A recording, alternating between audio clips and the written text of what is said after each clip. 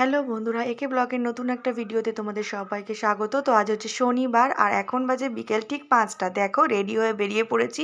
আর আজকের ওয়েদারটা তো জানোই, সকাল থেকে খুব বৃষ্টি হচ্ছিল, খুব না টিপ টিপ করে বৃষ্টি হচ্ছিল। আর এই যে যাচ্ছি, দেখো আমি একা যাচ্ছি না, আমার সাথে কে কে যাচ্ছে দেখো। ওই দেখো সুপর্ণা যাচ্ছে, প্রিয়া যাচ্ছে, ছাতা মাথায় দিয়ে বেরিয়ে পড়েছি। সবাই মিলে যাচ্ছি হচ্ছে বন্ধুর বাড়ি কালী পুজো। আর এই যে দেখো অটোতে উঠে পড়েছি, আমরা তিনজন এখানে বসেছি আর মেয়েরা পেছনে বসেছে।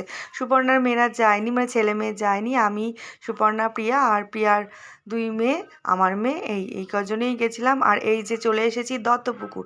কোথায় এসেছি বলো তো? মেয়ের ওই বান্ধবী অন্বেষার বাড়িতে পুজো। তো আগের বছরও তোমাদের সাথে শেয়ার করেছিলাম। আর দেখেছেই তো বাড়ির ডেকোরেশনটা কতটা সুন্দর করেছে। আর আমরা অনেক বন্ধু মিলে মানে এখানে এসে অনেক বান্ধবীদের সাথে দেখা হয়েছিল।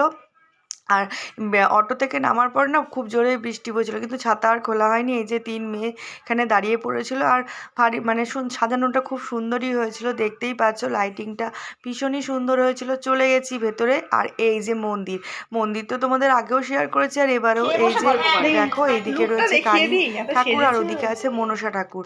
আজকে ওদের বাড়িতে দুটো পুজো। আর এই যে আমরা ঘরে চলে এসেছি, সুপর্ণা, অর্পিতা, মামুনি সবাই খাচ্ছে। তো তারপরে সব বান্ধবীরা একসাথে যা হয়, এত গল্প গল্প করতে করতে আর ভিডিও করার কথা মনেই ছিল না, আর ভিডিও করা হয়নি। তারপরে প্রায় 1-1.5 ঘন্টা ওখানে ছিলাম।